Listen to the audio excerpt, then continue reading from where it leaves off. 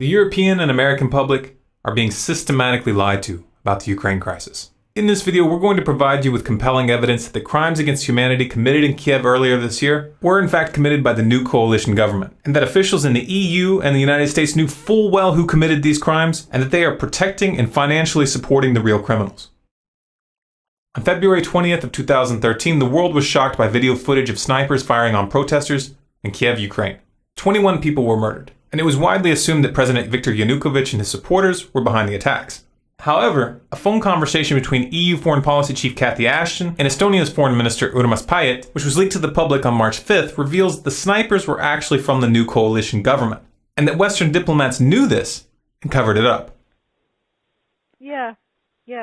So that he has some sort of, how to say, trust among all these Maidan people and civil society. And second, what was quite disturbing, the same Olga told that, well, all the evidence shows that people who were killed by snipers from both sides, among policemen and people from the streets, that they were the same snipers killing people from both sides. Well, So that, and then she also showed me some photos. She said that has medical doctor. She can, say that it is the same handwriting, the same type of bullets, and it's really disturbing that now the new coalition, that they don't want to investigate what exactly happened, so that there is now stronger and stronger understanding that behind snipers it was not Yanukovych, but it was somebody from the new coalition. For some reason, the US media didn't think that little detail was worth covering. But wait, I thought the opposition protesters were just peaceful activists who wanted a chance to join the European Union. Well, yeah, that's the official narrative that the US media outlets are peddling. But the real story is far more ominous. It turns out that the most powerful and influential contingent in the opposition is a coalition of literal fascists and neo-Nazis. And they aren't peaceful. In fact, they're extremely brutal.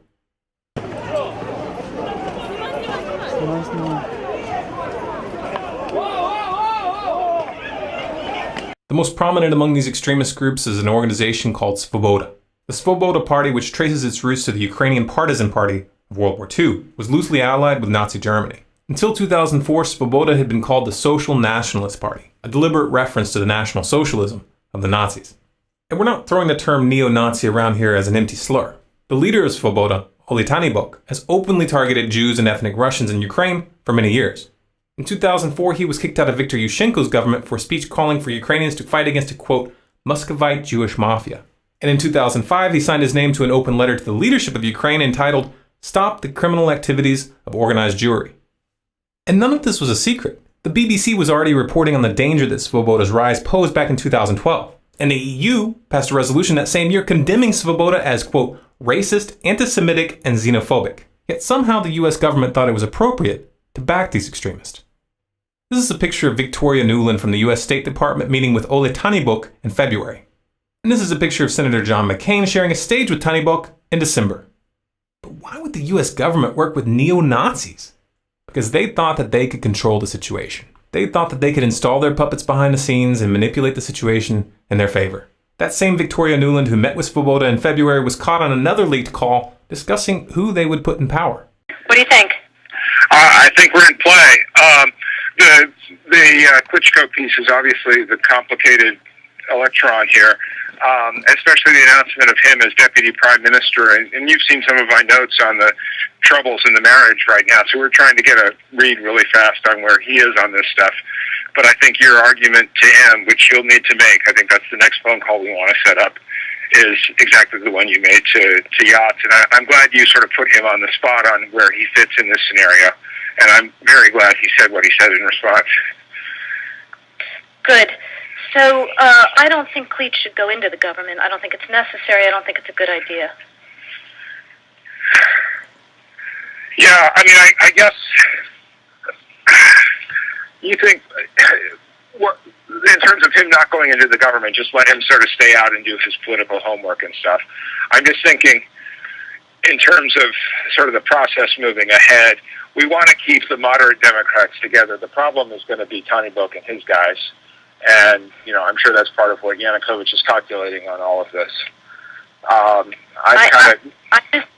I think Yats is the guy who's got the economic experience, the governing experience. He's the guy, what he needs is Cleach and Tony Book on the outside. He needs to be talking to them 4 times a week.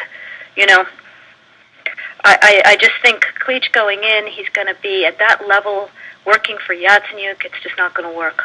Yeah, no, I think that's right. Okay. The mainstream media tried to draw your attention away from the important part of that conversation by focusing on the fact that she used a cuss word when referring to the EU. Did I write you that this morning?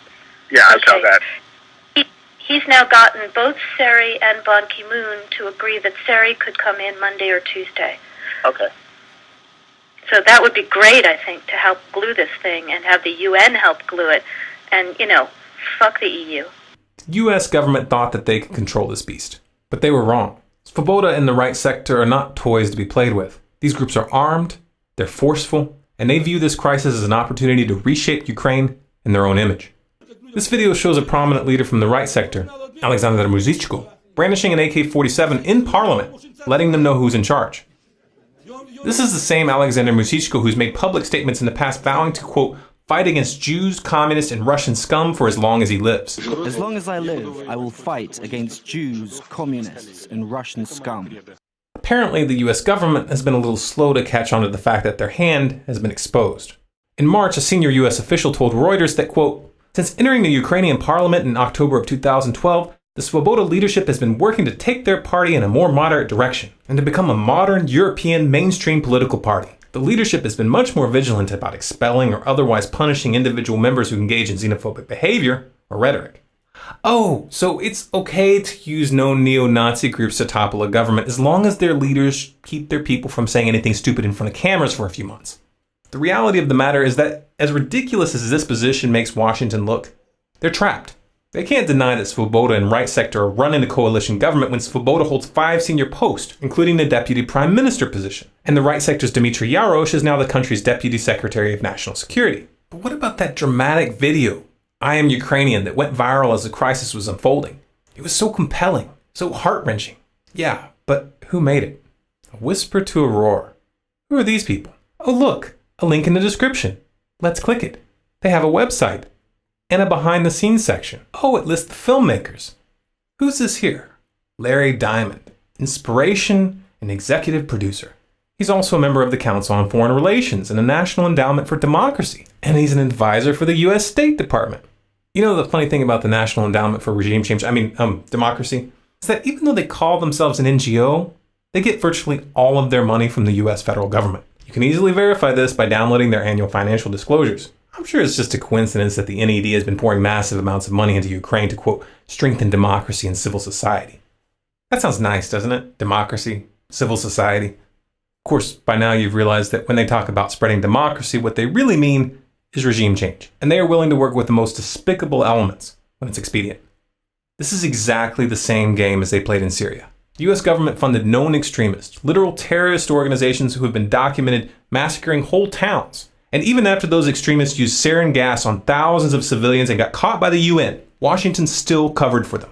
Even to this day, they are still funding those murderers. They are still training them. And they are still sending them weapons. There's a word for that. State-backed terrorism. But the situation in Ukraine didn't unfold as planned. The Parliament of Crimea in the south of Ukraine voted to secede. And they're putting the decision up for a public referendum on March 16th. The US government claims that this referendum is unconstitutional and says that they won't recognize Crimea's decision as legitimate regardless of the outcome. So a foreign-backed neo-Nazi coup which takes control of the government without a vote is constitutional, but a declaration of independence placed to a general vote is not? Seriously, that's the best you guys can do? Who writes these scripts? Take a step back and look at the pattern. The real stakes of this drama are much bigger than Ukraine or Syria. And these are not random or isolated events. We are witnessing the final stages of a geopolitical chess game that is designed to end in war.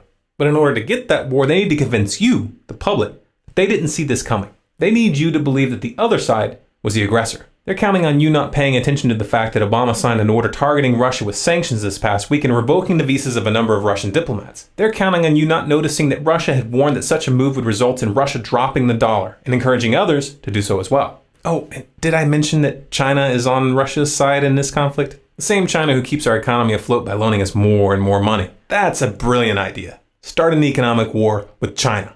These people are counting on you to be too naive to realize that economic warfare invites physical warfare. They're playing chicken with your children's future, and they think you're too stupid to connect the dots. Prove them wrong. We highly recommend that you verify the information presented here for yourself. In the description, you'll find a link to a page on our website which lists all of our sources. If you'd like to keep up with what's really going on in the world, go to our website, scgnews.com, and sign up for email updates. If you sign up for these updates, you'll get notified of any new articles or videos that we put out. And this is important because we're able to put out a lot more content covering a lot more topics in article format than we are in video. You can also find us on Facebook, Twitter, and Google+, by searching for Storm Clouds Gathering or SCG News.